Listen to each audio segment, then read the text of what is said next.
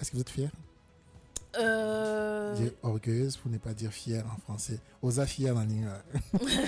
Et ça, en fait, parce que dans la définition française, bon, il n'y a rien de mal Il à y a rien de ça. mal, Dans la oui. définition quinoise congolaise, je sais pas. Fière, je sais pas. S'ils pensent que je le suis, je sais pas. Mais si être fier, c'est savoir ce que l'on veut et faire les choses selon voilà, c'est sa destination, ses objectifs. Si c'est ça être fier, alors peut-être oui, je suis. J'aimerais vous poser une question. Je pense que ça s'est passé pendant l'adolescence. Il y a une phrase que votre père, l'apôtre Roland Dallot, a déjà raconté, je pense, 2 ou 3 fois dans une de ses prédications. Une phrase que vous lui avez dit et vous allez me dire comment ça s'est passé. C'est une question en fait. Vous entrez dans la maison en pleurant, vous ne les saluez pas. Il se pose la question parce que souvent vous les saluez. Il pose la question à maman, qu'est-ce qui se passe? Maman lui dit, va parler à ton enfant. Et vous lui dites, regarde-moi droit dans les yeux, est-ce que tu as vraiment volé l'argent? Parlez-nous de ça. Une époque assez difficile. Je dirais même très difficile apparemment. Oui, très difficile. Surtout de vivre ça pour une adolescente, début d'adolescence, 12 ans.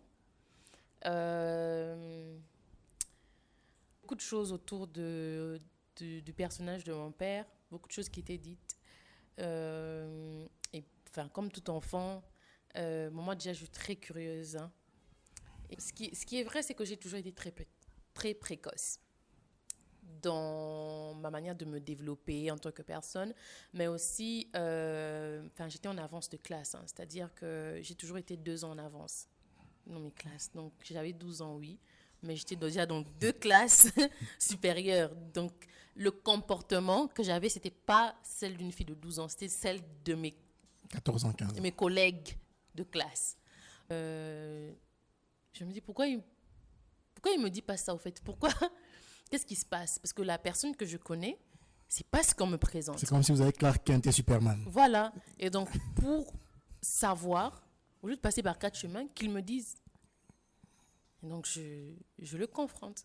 Parce que j'étais fatiguée, justement, d'entendre des choses à gauche et à droite. Et surtout, en tant qu'aînée de famille aussi, on se pose des questions avec mes sœurs. On remarque aussi que non seulement les gens racontent des choses, mais le comportement vis-à-vis de nous change. Je vois que mon père ne reçoit plus à l'église. Je vois que mon père ne prêche plus.